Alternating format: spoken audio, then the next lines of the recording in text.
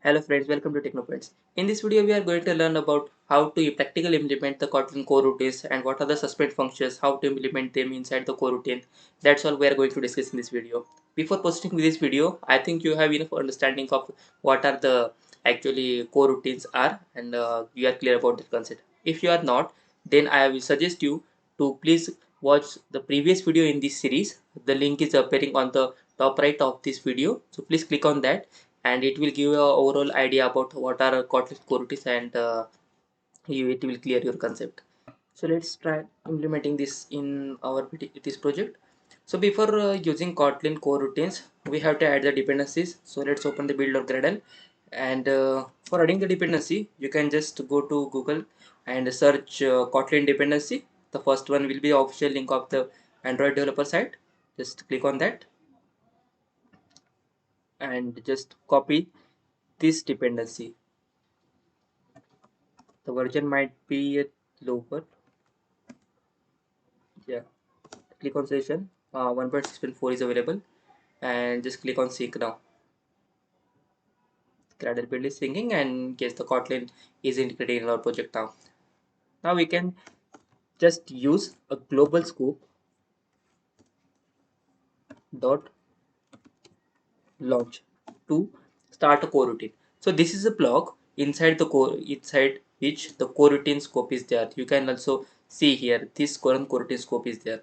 So inside this we can create any network call. We can implement any operation which requires complex data processing or which requires some more resources and more time, like downloading some data from the internet and making some API requests. So all this data, all this work can be done inside this coroutine scope.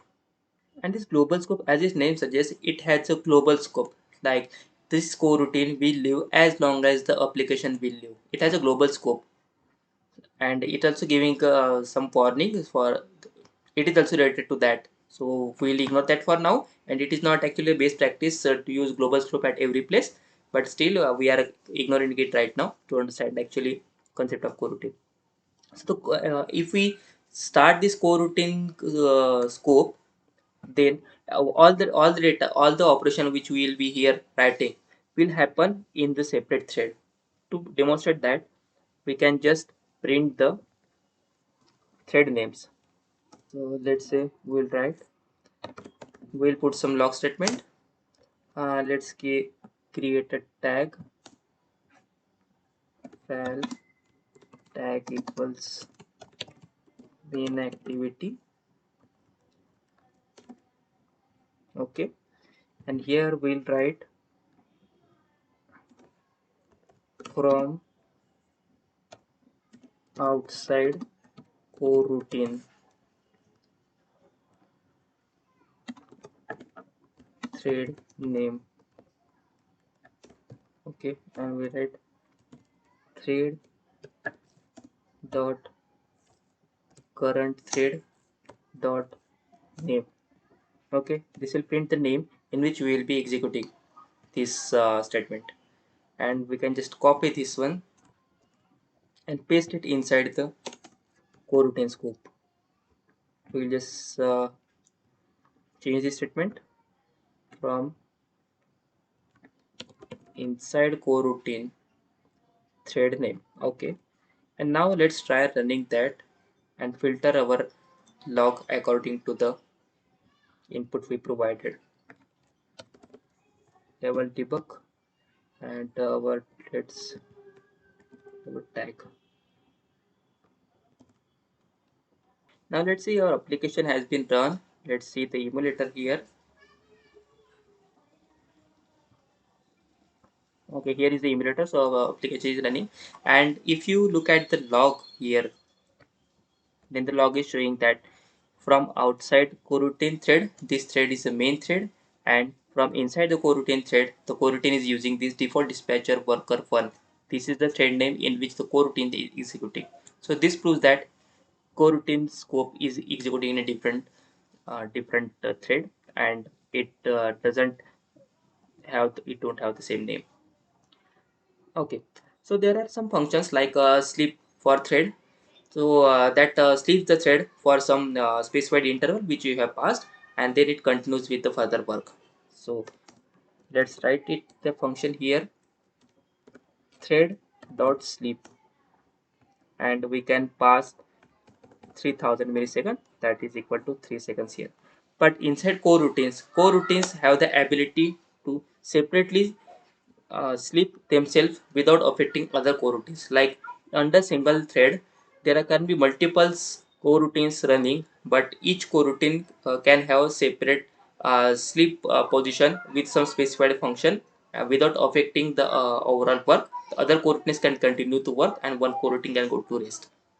So for that, we don't have sleep function, we have delay function, and we can also, it works the same, and we can pass the value inside that.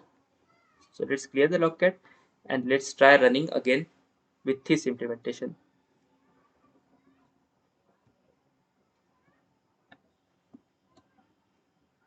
Okay, let's go to logcat.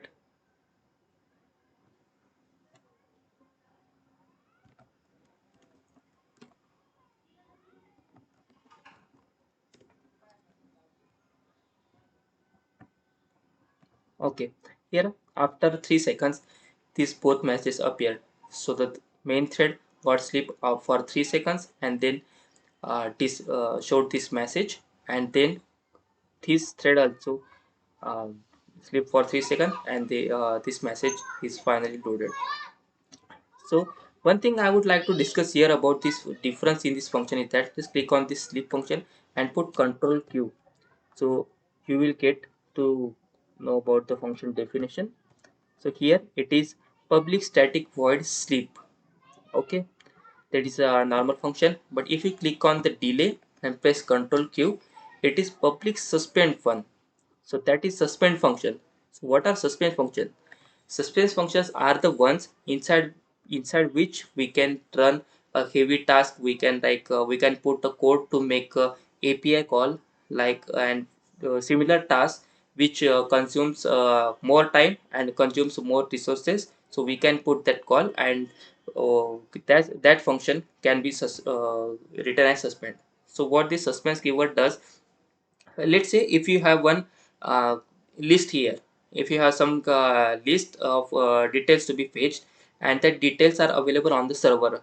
So before we assign that list to the adapter, we first have that list handy, and for that we first have to make a call to the API, and calling that making that call to the API will be a suspended call, because to the compiler will stop till it get the data, and once it get the data, only then the further execution will happen. So that is the work of suspend function.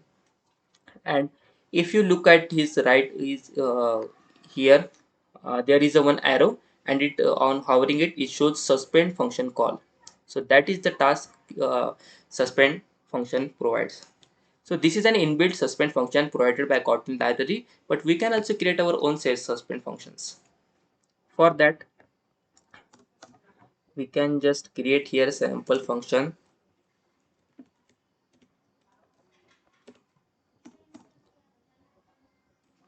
suspend fun.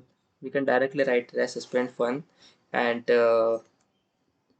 get message, which will require, which will return a string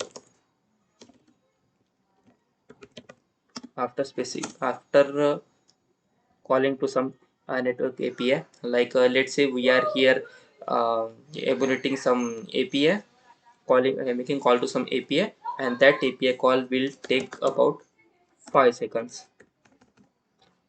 Here we are using the delay function, and then we'll return this is my message.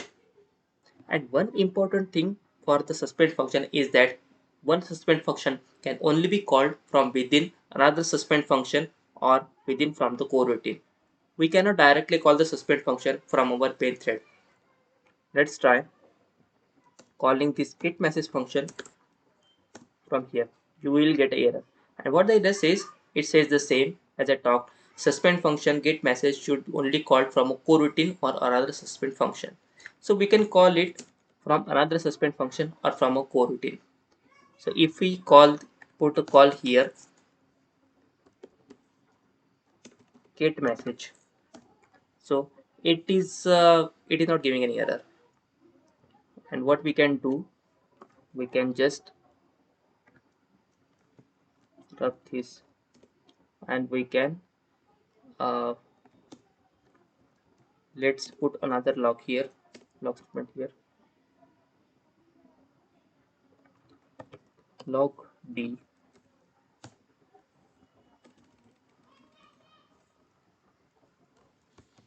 calling API, and then again we'll put message we received, and here we will call get message function. Let's rub this. So what we will do, we'll we are launching a separate global scope coroutine. So inside this coroutine, it will first put as calling API, and then it will first execute, go to the get message function. The get message function will delay by 5 seconds, and after 5 seconds it will return my message, and the message will be received here and it will be shown here.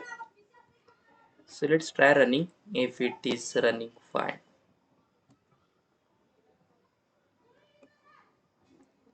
Okay, here is it showed the calling API. After 5 seconds, it has shown that message received as my message. So it is working exactly the same. This is here 6 seconds, and this here 11 seconds. So this is about suspend function and how to run our first Kotlin coroutine scope. Well, I had written these two functions, delay and sleep. So the difference between these functions is delay function will only sleep a specific thread, sorry, specific coroutine, but the sleep function will make the all thread sleep. That, and once the all thread is sleep, all the coroutines will also automatically sleep. So that's all for this video. In the next video of this series, we'll see some more functions provided by Kotlin Coroutines. If you like this video, then please don't hesitate to click on like.